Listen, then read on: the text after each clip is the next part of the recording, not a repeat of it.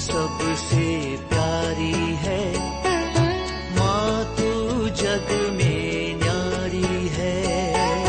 माँ तू सबसे प्यारी है, माँ तू जग में न्यारी है।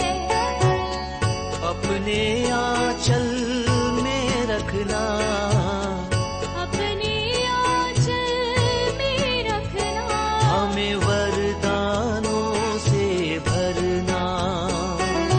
माँ तू सबसे प्यारी है, माँ तू जग में न्यारी है। माँ तू सबसे प्यारी है, माँ तू जग में न्यारी है। पिता, पुत्र और पवित्र आत्मा के नाम पर आमीन। आप सबों को जय यीशु। मैं अपने इस चैनल के अंदर अनेकों बार पेंटिकोस्टल कलीसिया, जो इंडिपेंडेंट कलीसिया हैं, जो स्वयंभू पास्टर्स प्रॉफिट्स बनकर के अपना कलीसिया चला रहा है, उनके खिलाफ वो गलत है करके अनेकों बार बताया। तो एक टिप्पणी अनेकों बार सुनने के लिए मिलता है, वे लोग भी प्रभु का ही कार्य कर रहा है। क्या प्रभु का कार्य करना गलत है? वे भी अन्य लोगों में ईसा मसीह का नाम लेकर के पहुंचा। वे लोग भी ईसा मसीह को अन्य लोगों को दे रहा है, उनके द्वारा भी बड़े बड़े चमत्कार हो रहा है। अभी हाल ही में एक टिप्पणी में मुझे देखने के लिए ये भी मिला है, एक किसी ने बोला है, आप में इतना शक्ति नहीं है इसलिए आप जेलसी है, आप ईर्ष्या कर रहा है। मेरे ईर्ष्या के कारण मैं मना कर रहा है। मैं आज का इस क्लास के द्वारा पवित्र बाइबल, केवल पवित्र बाइबल क्या बता रहा है कलीसिया के विषय में। कलीसिया क्या है? ईसा मसीह ने क्या कोई कलीसिया स्थापित किया? स्थापित किया तो वो कौन सा कलीसिया है? ईसा मसीह ने क्यों कलीसिया स्थापित किया? ये सब आज हम लोग सीखेंगे। सबसे पहले यही होने दो, ईसा मसीह ने कलीसिया को क्यों स्थापित किया, कैसे स्थापित किया, कब स्थापित किया? क्या अलग अलग कलीसिया नहीं हो सकता है? और एक जन ने मेरे से एक चैलेंज किया है, आप बाइबल में देखो, संत पौलुस गया या एफेसुस में कलीसिया बनाया, संत पौलुस जाकर के रोम में कलीसिया बनाया, कहीं यरूशलेम में कलीसिया है, कहीं रोम में है, कहीं अन्य जगहों पर है। इस प्रकार अनेकों जगहों पर उस समय पर भी लिखा हुआ है। प्रकाशना ग्रंथ के अंदर तो 7 कलीसियाओं का नाम लिया है, आप बोल रहा है एक कलीसिया।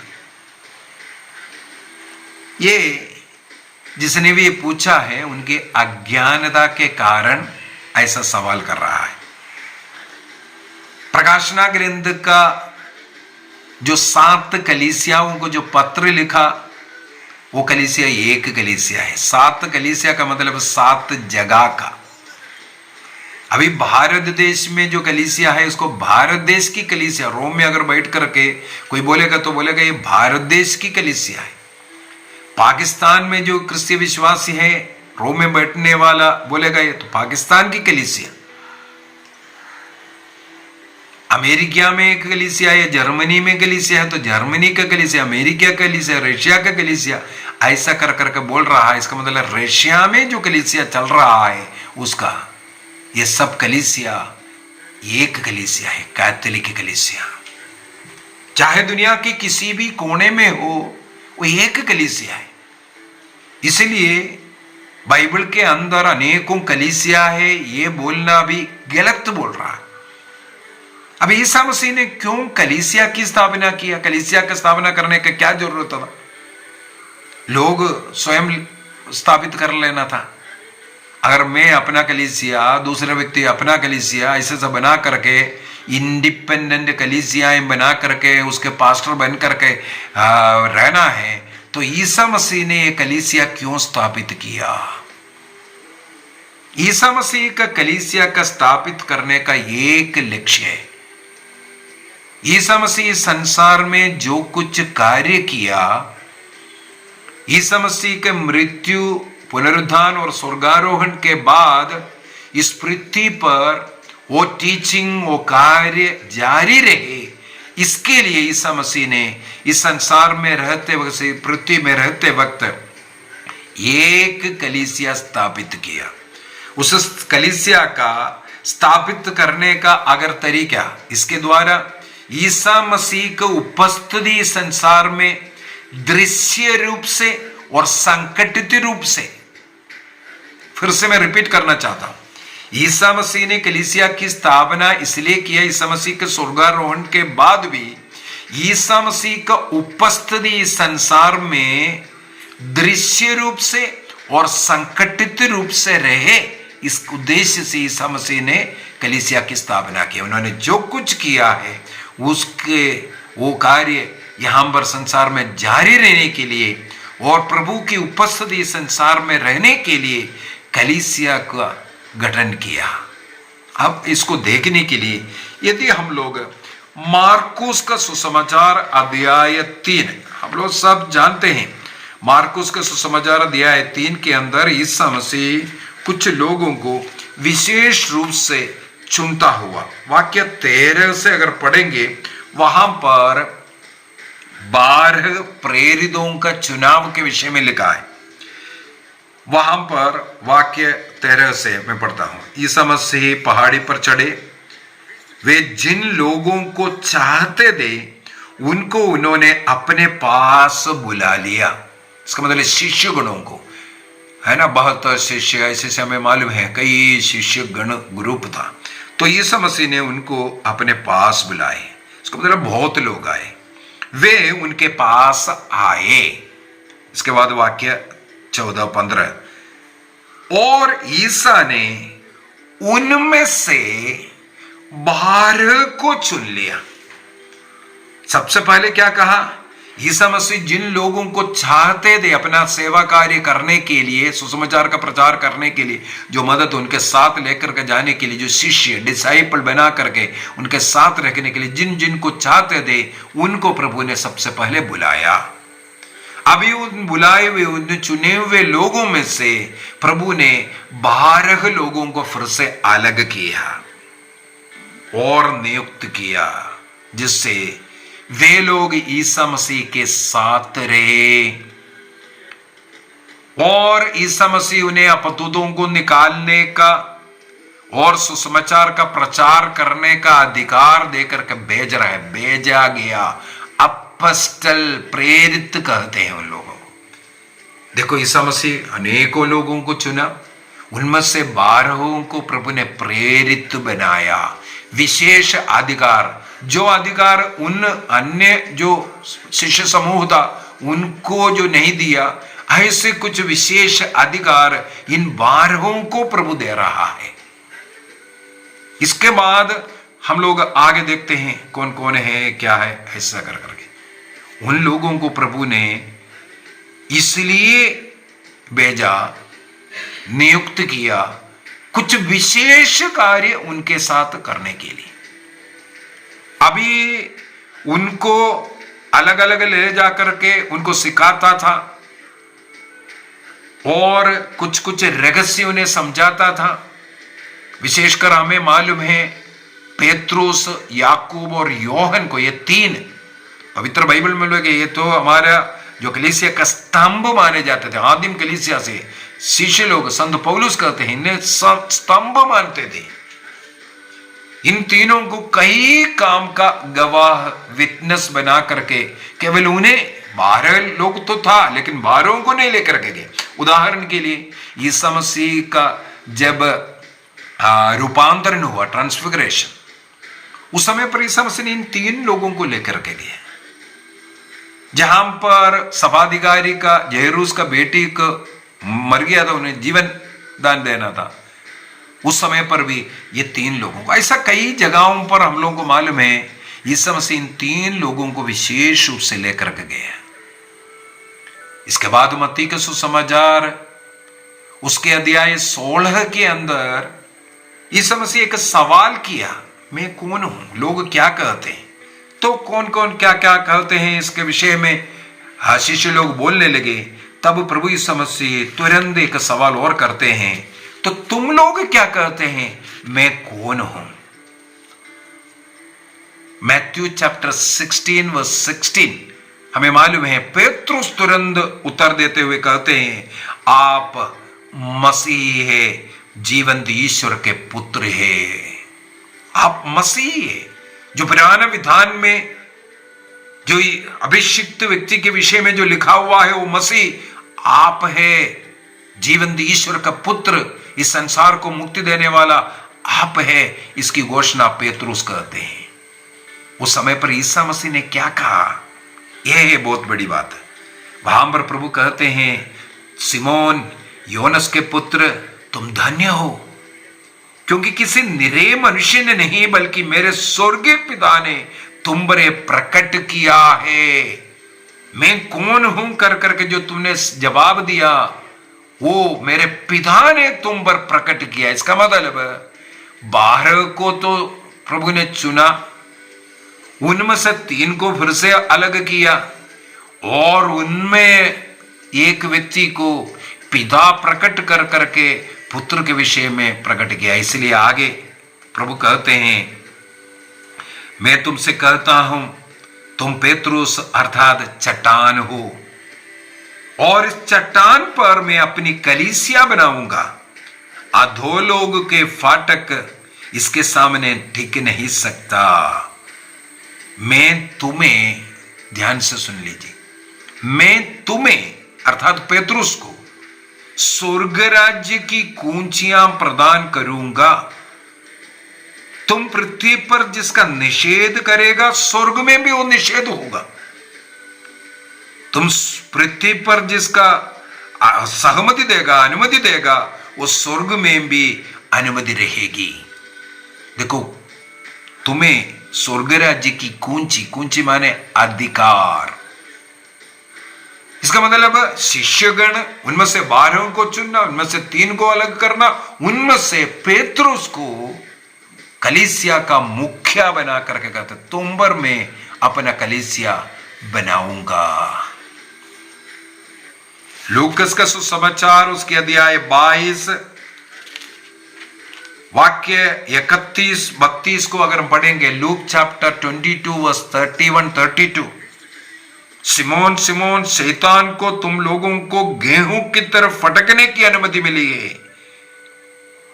उन शिष्य लोगों को जिन्हें चुना है, शैतान को अनुमति मिला। मैंने कल परसों में एक क्लास लिया था, इस लूकस का सुसमाचार अध्याय 22 का वाक्य 53 का, यह समय तुम्हारा है, अब अंधकार का बोलबाला है। ईसा मसीह को जब गिरफ्तार किया तब बोल करके दिया था, तो अंधकार का बोलबाला है, उसके विषय में ईसा मसीह कहते हैं, तुम लोगों को जैसे गेहूं की तरह फटकने के लिए अनुमति मिल गया है। अर्थात शैतान इन लोगों को यहां वहां तितर बितर करेगा। वाक्य 32 में लिखा है, परंतु मैंने तुम्हारे लिए प्रार्थना किया। पेत्रुस, सिमोन, मैंने तुम्हारे लिए प्रार्थना किया। किस लिए ईसा मसीह ने प्रार्थना किया सिमोन के लिए? जिससे तुम्हारा विश्वास नष्ट ना हो। ईसा मसीह को 3 बार टुकराने के बाद भी वो जाकर के मरा नहीं है। यूदस ने 1 बार चुंबन देकर के पकड़ाया था, वो जाकर के मर गया क्योंकि उसको विश्वास नहीं था। पेत्रुस का विश्वास नष्ट ना हो, क्योंकि वो बार बार 3 बार बोला, इस व्यक्ति को मैं जानता तक नहीं, ईसा मसीह को नहीं जानता है, ऐसा तक टुकराने वाला। लेकिन तुम वापस विश्वास में आ जाएं, जिससे तुम्हारा विश्वास नष्ट ना हो। जब तुम फिर सही रास्ते पर आ जाओगे तो अपने भाइयों को भी संभालोगे। इसका मतलब इन शिष्य समुदाय का नेतृत्व करने का अधिकार पेत्रुस को दिया। और हम लोग देख सकते हैं पवित्र बाइबल में, जहां कहीं भी 12 शिष्यों को उनका नाम जब लिखा जाता है, ये लिखा जाता है पहला पेतरुस। पहला का मतलब मुखिया। ईसा मसीह के मृत्यु के बाद, उनका स्वर्गारोहण के पहले ईसा मसीह शिष्यों के पास फिर से आते हैं और पेतरुस से वहां पर क्या बोलते हैं। यदि योहन का सुसमाचार उसके अध्याय 21 वाक्य 15, 16 और 17, जॉन चैप्टर 21 वर्स 15, 16 एंड 17, ये 3 वाक्य में हम लोग पढ़ सकता है। ईसा मसीह ने 3 बार पेतरुस से एक सवाल करता है, क्या तुम इनसे अधिक मुझे प्यार करते हो? 3 बार ईसा मसीह को ठुकराने वाले से 3 बार स्वीकार करवाया। वो तीनों बार ईसा मसीह ने एक कहा, मेरे भेड़ों को चराओ, मेरे मेमनों को चराओ। अर्थात कलीसिया को चराने का, उसका कलीसिया का नेतृत्व करने का उस अधिकारी के रूप में ईसा मसीह ने उन्हें नियुक्त किया। ईसा मसीह के स्वर्गारोहण के बाद की घटना प्रेरित चरित्र अध्याय 1 में हम लोग पढ़ सकते हैं। वहां पर हम लोग देखते हैं शिष्य समूह जहां पर एकत्रित था, करीब 150 लोग वहां एकत्रित था। वहां पर हम लोग देखते हैं पेतरुस उन लोगों के बीच में उठ खड़े होकर के यूदस के जगह पर, ये 12 संख्या पूरा करने के लिए यूदस के जगह पर दूसरे एक व्यक्ति को चुनने के विषय में वहां पर चिट्ठी डाल करके वहां पर मत्तियुस को चुनने के विषय में हम लोग पढ़ते हैं। पेतरुस का उस अधिकार को हम लोग इसके बाद प्रेरित चरित्र में पूरा देख सकता है।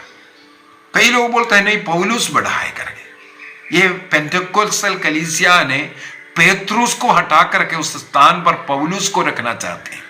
अनेकों पेंटेकोस्टल कलीसिया वाला ये गलती कर रहा है। ईसा मसीह ने जिसे मुखिया बनाया उसको हटा करके पौलुस को उस जगह पर, जबकि पवित्र बाइबल के अंदर हम देखते हैं पौलुस पेतरुस से अधिकार लेकर के सुसमाचार का प्रचार करता था और पौलुस समय समय आकर के पेतरुस को रिपोर्ट देता था। गलातियों का पत्र उसके अध्याय 1 वाक्य 18 से आगे हम लोग ये पढ़ सकता है।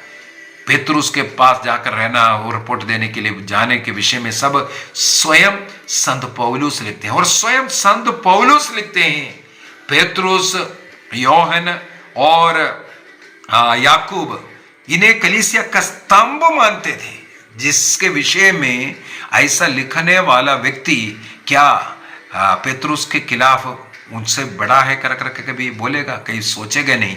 उन्होंने नहीं सोचा, लेकिन अभी पेंटेकोस्टल कलीसिया वाला ये सब बनाता हुआ हम लोग देखते हैं। इसके बाद ईसा मसीह स्वर्गारोहण के बाद हमें मालूम है पवित्र आत्मा को भेजा। जिस कलीसिया की स्थापना प्रभु ने किया उस कलीसिया को पवित्र आत्मा का सामर्थ्य से भरता हुआ। और इसके बाद हमें मालूम है वो जो मुखिया पेतरुस उठ खड़े होकर के वचन सुनाता है, सबसे पहला उस पेंतिकुस्त के दिन में 3000 लोग बपतिस्मा लेकर के कलीसिया में ज्वाइन हुआ, अर्थात ईसा मसीह का शरीर का अंग बना। इस प्रकार कलीसिया बढ़ना शुरू हुआ। ईसा मसीह ने अंतिम भोजन के समय पर परम प्रसाद की स्थापना कर उसको मनाने के लिए वो अधिकार उन शिष्यों को दिया। पिता पुत्र पवित्र आत्मा के नाम पर बपतिस्मा देने का अधिकार इन शिष्यों को प्रभु ने दिया। पाप क्षमा करने का अधिकार प्रभु ने इन शिष्यों को दिया। इसका मतलब ईसा मसीह ने कलीसिया की स्थापना कर, ईसा मसीह जिस कार्य के लिए संसार में आया था उस कार्य इस संसार में अदृश्य रूप से और संगठित रूप से चलता रहे, इस कार्य के लिए एक कलीसिया की ईसा मसीह ने स्थापना किया। और जो कैथोलिक कलीसिया की जो हायरार्की जो टॉप में उसके नीचे हमें मालूम है, प्रकाश प्रेरित चरित्र के अंदर हम लोग देखते हैं जगह जगह लोग जाते हैं, सुसमाचार का प्रचार करते हैं, विश्वास करने वालों को बपतिस्मा देते हैं और उनमें वहां पर एक मुखिया को जो हैंडलिंग के द्वारा अधिकार दे करके, आशीर्वाद दे करके, पवित्र आत्मा दे करके नियुक्त करता था। हर जगह पर एक अध्यक्ष की नियुक्त करता हुआ, अध्यक्ष आज हम लोग जिसे बिशप कहते हैं, और उनके अधीन में ऐसे सेवा कार्य करने वालों को, पुरोहित लोग, डीकन लोग, ऐसे लोगों को नियुक्त करता हुआ हैंडलेइंग के द्वारा। यदि हम चर्च का इतिहास को पढ़ेंगे, एक अधिकार हैंडलेइंग मिलने के लिए लोगों ने कितना कितना कष्ट झेला, कितना कितना प्रयत्न किया, इसके विषय में सीखने के लिए मिलेगा। चर्च का इतिहास पढ़ना है, चर्च में आदिम कलीसिया में कैसे कैसे चला, वो सब हमारे इस चर्च के इसके अंदर मिलेगा। और प्रेरित अध्याय 1 वाक्य 15 से लेकर के, और प्रेरित अध्याय एफेसियों का पत्र अध्याय 4 वाक्य 11 से आगे, यहां पर सब हम लोग देखते हैं। इस प्रकार पवित्र आत्मा का अधिकार प्राप्त व्यक्ति कलीसिया को चलाता हुआ, और कैथोलिक कलीसिया का धर्म शिक्षा ग्रंथ 874 से 96 तक अगर पढ़ेंगे, कलीसिया का कैसे कैसे हायरार्की जो स्थापना किया है, इसके विषय में हर जगह पर एक एक जो व्यक्ति को नियुक्त करता हुआ, ये सब हम लोग पढ़ सकता है। पेत्रुस के मृत्यु के बाद हमें मालूम है AD 65 तक पेत्रुस, पौलुस सबका शहादत हुआ। इसके बाद अलग दूसरे लोगों को उस नियुक्ति करता हुआ सब हमें ये मिलता है। इसलिए हम देख सकता है पवित्र बाइबल के अंदर ही कई जगहों पर ईसा मसीह ने एक चर्च को बनाया है, ये मालूम है। इसलिए आदिम कलीसिया में ही जो धर्मसार को जो बनाया गया, धर्मसार 3री-4वीं सदी में जो धर्मसार का जो बनाया था, वो प्रार्थना तब से है। कैटेकिज्म ऑफ कैथोलिक चर्च 870 में 870 के अंदर उस कलीसिया का रूप के विषय में लिखा है। कलीसिया एक है क्योंकि ईसा मसीह का शरीर एक है। कलीसिया माने ईसा मसीह का शरीर है, विश्वासियों का समुदाय, उस दाखलता से जुड़े हुए डालियां। इसका मतलब एक ही व्यक्ति है, एक मसीह है। इसका मतलब एक कलीसिया हो सकता है, अनेकों कलीसिया नहीं हो सकता। One, only one. दूसरा, वो पवित्र कलीसिया होना है क्योंकि ईसा मसीह पवित्र है, उनका शरीर भी पवित्र है। जो भी बपतिस्मा प्राप्त व्यक्ति उस कलीसिया का सदस्य बन रहा है, बपतिस्मा के द्वारा उनके सारे पाप मिट करके वो पवित्र बन करके मसीह का शरीर का अंग बनता है। मसीह के शरीर के अंग बनने के तो कलीसिया पवित्र है। इसके बाद ईसा मसीह ने इस कलीसिया की स्थापना प्रेरितों के नींव पर खड़ा किया है। इसी वजह से हम लोग ये बोल सकते हैं प्रेरित की कलीसिया है, अपॉस्टोलिक की कलीसिया है। एक प्रेरित को उसके मुखिया बनाया। और प्रकाशना ग्रंथ अध्याय 21 के अंदर भी नए यरूशलेम का वो उनका जो नींव है, 12 पत्रों में ईसा मसीह का मेमने के 12 चेले लोगों का नाम लिखा हुआ है कर करके। इसका मतलब वो प्रेरित की कलीसिया है, अपॉस्टोलिक चर्च है। इसके बाद ये कैथोलिक है, सब लोगों के लिए, किसी एक जगह के लिए नहीं, कुछ भाषा भाषी वालों के लिए नहीं, ये सब लोगों के लिए, जिसे कहते हैं कैथोलिक। कैथोलिक का मतलब है सब लोगों के लिए, पूरे दुनिया के लिए, सब लोगों के लिए ये कलीसिया खुला है क्योंकि मसीह संसार में आया सब लोगों के मुक्ति के लिए, पूरे संसार के मुक्ति के लिए। ईसा मसीह संसार में आया, कष्ट पीड़ा सहा, मरा। इसलिए कलीसिया भी कैथोलिक होना जरूरी है। कैटेकिज्म ऑफ कैथोलिक चर्च 870 इसके विषय में साफ साफ सिखा रहा है। अब ईसा मसीह के जो कष्ट पीड़ा के पहले हमें मालूम है महापुरोहित की प्रार्थना बोल करके योहन का सुसमाचार उसके अध्याय 17 में हेडिंग ही वही लिखा हुआ मिलेगा, महापुरोहित की प्रार्थना। अर्थात ईसा मसीह जो महापुरोहित है अपने कलीसिया के लिए प्रार्थना करता हुआ। योहन का सुसमाचार अध्याय 17 वाक्य 20 से लेकर के 23 तक पढ़ेंगे।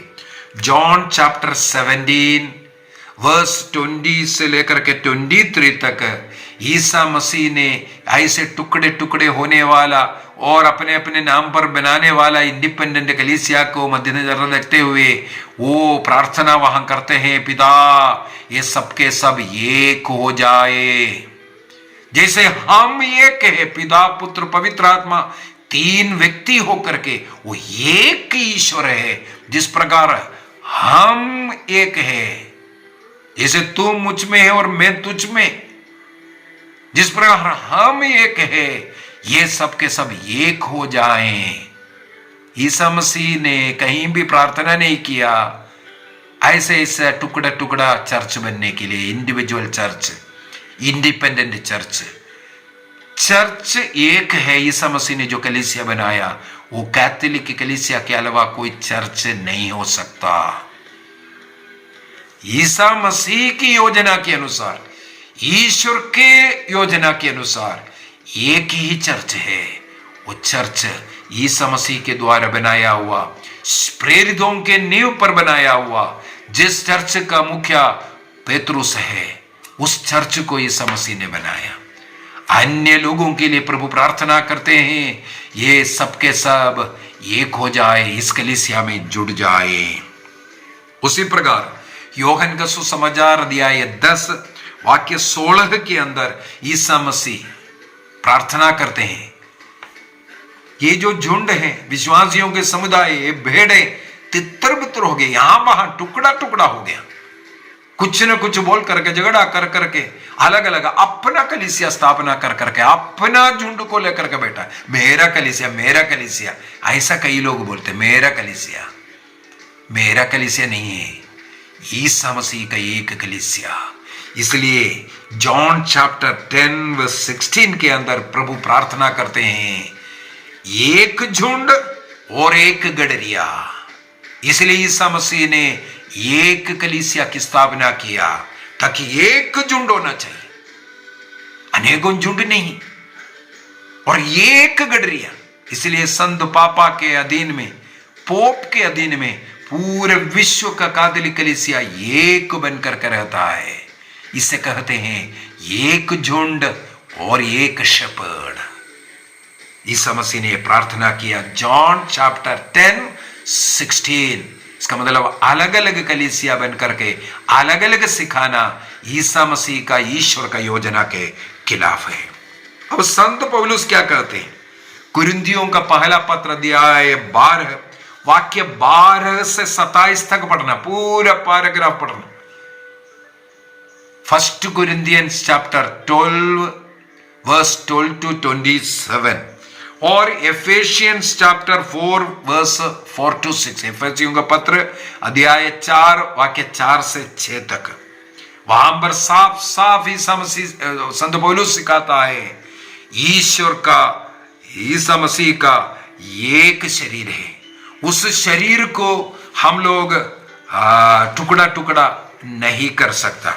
मैं थोड़ा सा वो जो छोटा सा भाग पढ़ना चाहूंगा एफेसियों का पत्र अध्याय 4 वाक्य 4 से। वहां पर संत पौलुस लिखते हुए कहते हैं, एफेसियों को लिखते हुए कहते हैं, एक ही शरीर है, एक ही आत्मा है और एक ही आशा है जिसके लिए आप लोग बुलाए गए हैं। अलग अलग टुकड़ा, अलग अलग कलीसिया बना करके जाने के लिए नहीं बुलाया है। वाक्य 5, एक ही प्रभु है, एक ही विश्वास है और एक ही बपतिस्मा है। कितना बपतिस्मा है? आओ डुबकी लगाओ तभी मुक्ति होगा बोल करके शैतान जो बुलाता है, ये डुबकी के लिए जाने वाले लोगों बाइबल में लिखा हुआ है। अगला वाक्य 6 में क्या लिखा है? एक ही ईश्वर है जो सबों का पिता है, सबके ऊपर है, सबके साथ और सब में व्याप्त है, इसलिए एक कलीसिया। ईसा मसीह संसार से जाने के पहले इसलिए एक कलीसिया को स्थापित किया, जिसके द्वारा उस कलीसिया से जुड़े रहकर आपको पाप क्षमा मिले, आपको बपतिस्मा मिले, आपको मुक्ति मिले, आपको जीवन मिले, जीवन का रोटी मिले। ये सब के लिए जो भी 7 संस्कार है उस संस्कारों को आपको मिले। इसके लिए प्रभु यीशु मसीह ने एक कलीसिया की स्थापना किया। उस कलीसिया में वो यीशु मसीह ने जिस कलीसिया की स्थापना किया, मसीह केवल उसी कलीसिया में है। यीशु मसीह के योजना के विरुद्ध जाकर के अनेकों कलीसिया बनाकर बोल रहे हैं यहां तो बहुत ज्यादा चमत्कार हो रहा है। मैं कई बार उदाहरण दिया, कई लोग बोलते अच्छा लगता है। मैंने बोला एक अच्छा पिक्चर में जाओ, एक नौटंकी एक डांस देखो, आपको और भी अच्छा लगेगा। बोलते चमत्कार के लिए मंदिर में जाकर देखो, मस्जिद में जाकर देखो, वहां पर भी चमत्कार होता है। इसलिए चिन्ह चमत्कार नहीं, ये सब नहीं। ईसा मसीह ने जिस कलीसिया की स्थापना किया, उस कलीसिया में जो आपको चंगाई नहीं मिल रहा है, अन्य किसी जगह पर नहीं मिलना चाहिए। ईसा मसीह ने जिस योजना बनाया है, उस योजना के विरुद्ध चल करके यदि आपको कुछ भी मिल रहा है, वो सही नहीं है।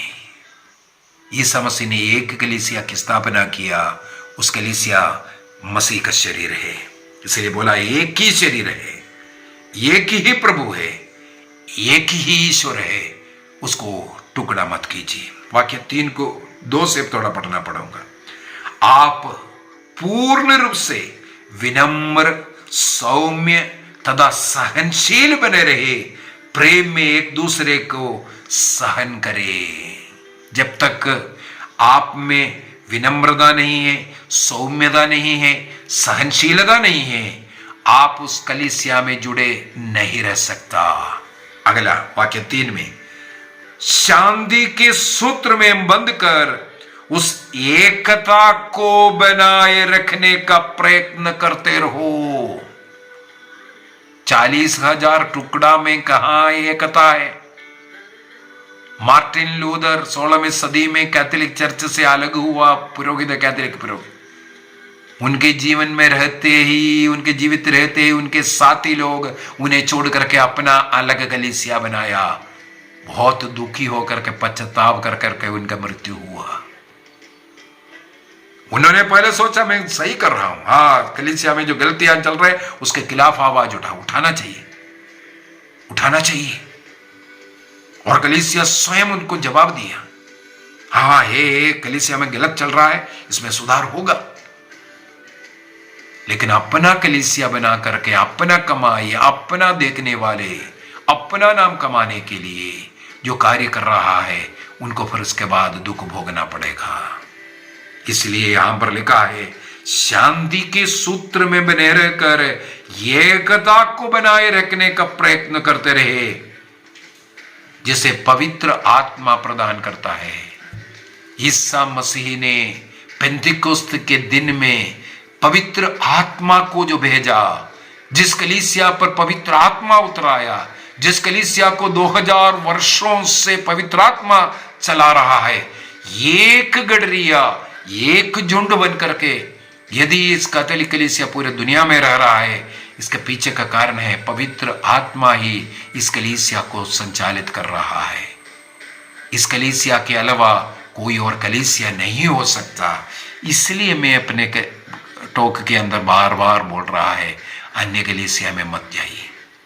आपको जो स्वर्ग जाने के लिए जो कुछ चाहिए, ये इस कलीसिया में प्रभु ने दिया है। संस्कारों को प्रभु ने स्थापित किया, वो संस्कार इसी कलीसिया में मिलेगा। प्रभु ने अपना शरीर रक्त को ग्रहण करने के लिए हमें भोजन के रूप में दिया, वो इस कलीसिया में मिलता है।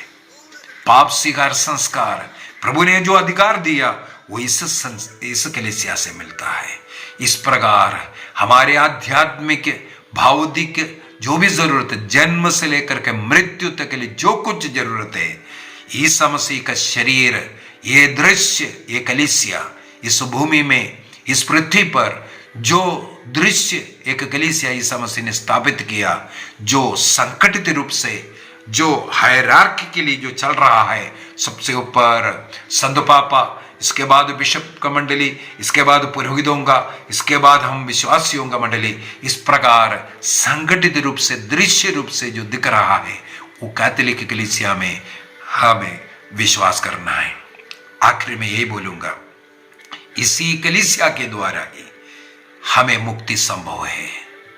इस कलीसिया, प्रभु का इस शरीर में, इस कैथोलिक कलीसिया में जुड़े रह करके ही हम मुक्ति अर्थात स्वर्ग राज्य प्राप्त कर पाएगा, पाप क्षमा प्राप्त कर पाएगा। अन्यथा अंधविश्वास में पड़ करके, चंगाई का नाम, पता नहीं क्या क्या नाम लेकर के, यहाँ बहुत अच्छा लगता है, हम तालियां बजता है, पता नहीं कोई भी कारण बता दें, इस ईसा मसीह ने जिस कलीसिया को स्थापित किया, उस कलीसिया के बाहर मुक्ति संभव नहीं है। इस कलीसिया से जुड़ करके अर्थात प्रभु का शरीर का अंग बन करके उस स्वर्ग राज्य का अनुभव हमें करना है। आइए हम अपनी आंखें बंद करें, निर्णय कीजिए। प्रभु यीशु मसीह ने एक कलीसिया की स्थापना किया, उस कलीसिया से जुड़े रह करके जीवन के अंत तक वो कलीसिया जो बताता है उसको सीखते हुए, उसको करते हुए जीवन जिएंगे। हमारे जन्म से लेकर के मृत्यु तक एक व्यक्ति को इस संसार में जो कुछ चाहिए मसीह ने इस कलीसिया में दिया है। 7 संस्कार यीशु मसीह ने स्थापित कर वो ये कलीसिया में दिया है, अन्य कलीसिया में नहीं है। यीशु मसीह का एक ही शरीर है, उस शरीर को टुकड़ा नहीं कर सकता। बाइबल यही सिखाता है। इसलिए स्वर्ग में जाने के बाद उसी कलीसिया में प्रभु ने पवित्र आत्मा को भेजा। निर्णय कीजिए। मत्ती के सुसमाचार अध्याय 26 वाक्य 26 से आगे, योहन के सुसमाचार अध्याय 20 वाक्य 22 से आगे, और मत्ती के सुसमाचार अध्याय 28 और वाक्य 20 में हम लोगों ने जो अधिकार यीशु मसीह ने पेतरुस के द्वारा या शिष्यों के द्वारा इस कलीसिया को दिया है, जब इस कलीसिया से जुड़े रहेगा उसका फल हम प्राप्त कर पाएगा। निर्णय कीजिए। प्रभु के योजना के अनुसार, इच्छा के अनुसार प्रभु ने जो कलीसिया बना, क्या मैं उस कलीसिया का सदस्य हूं? हमें वापस आना है एकजुट। महापुरोहित प्रार्थना किया, ये सब के सब एक हो जाएं, एकजुट उस अधिकार के, संत पापा के अधीन रहकर कलीसिया की सेवा करने का निर्णय करें, संसार की सेवा करने का निर्णय करें। पिता, पुत्र और पवित्र आत्मा के नाम पर आमीन। आप सबों को जय यीशु।